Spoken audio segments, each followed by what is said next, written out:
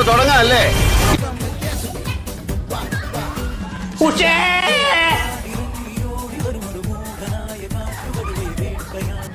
ഈ 5 സ്റ്റാർ ഹോട്ടലിലെ ഭക്ഷണത്തിനിടയിൽ ഒരു ഹോംലി മീൽസ്. இந்த கோழியை பார்த்தாலே தெரியும் நல்ல ടേസ്റ്റ്.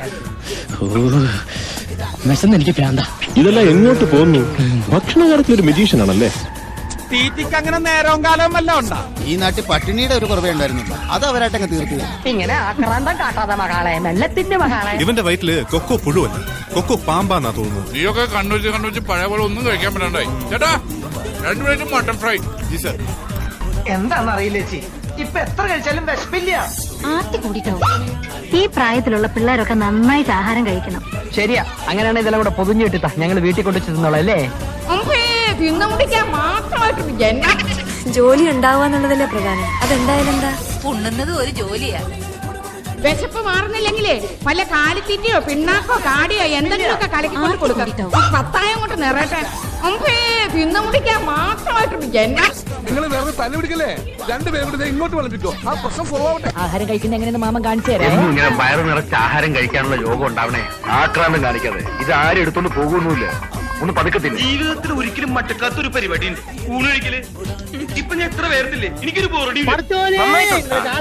വെജിറ്റേറിയൻ ഫുഡ് മാത്രമേ കിട്ടുന്നുള്ളൂ.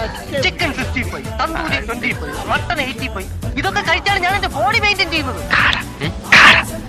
കാടയുണ്ടോ? കാട ഇറച്ചി ഇല്ല സാർ.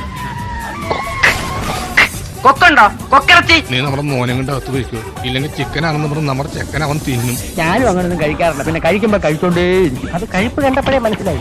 ഒരു നേരത്തെ ആഹാരം ഇവന് നീ കൊടുക്കണമെന്ന് എന്നോട് പറഞ്ഞപ്പോ സ്വയം പ്രതീക്ഷിച്ചില്ല. നിസ്സാരം നിസ്സാരം നിസ്സാരം നിസ്സാരം. നമ്മളെ കൊണ്ട് പറ്റും ഒന്നുകൂടെ. നിസ്സാരം. താഴ്ത്തുന്ന എല്ലാരും പറഞ്ഞ അങ്ങോട്ട് കയറണ്ട.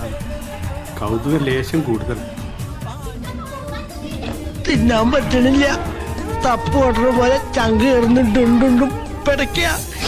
കത്തില് വരിക. പുറത്തിറങ്ങാൻ പറ്റാത്ത സ്ഥിതിയായല്ലോ ഈശ്വര.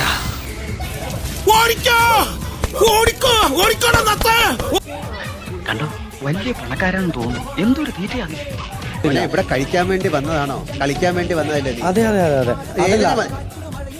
അതുകൊണ്ടല്ലേ ആഹാരം കഴിക്കാൻ നിർബന്ധിച്ചപ്പോ എങ്കിൽ ആയിക്കോട്ടെ എന്ന് പറഞ്ഞത്. എന്തേ മതിയാക്കിയോ?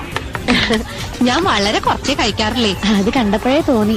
അങ്ങനെ കഴിക്കാൻ കഴിഞ്ഞ കൊല്ലത്തെ പള്ളിപ്പെരുന്നാന്റെ തീറ്റ മത്സരത്തിന് നീ 2 ഇഡ്ഡലിക്കാ തോറ്റുപോയത്. അത് നല്ല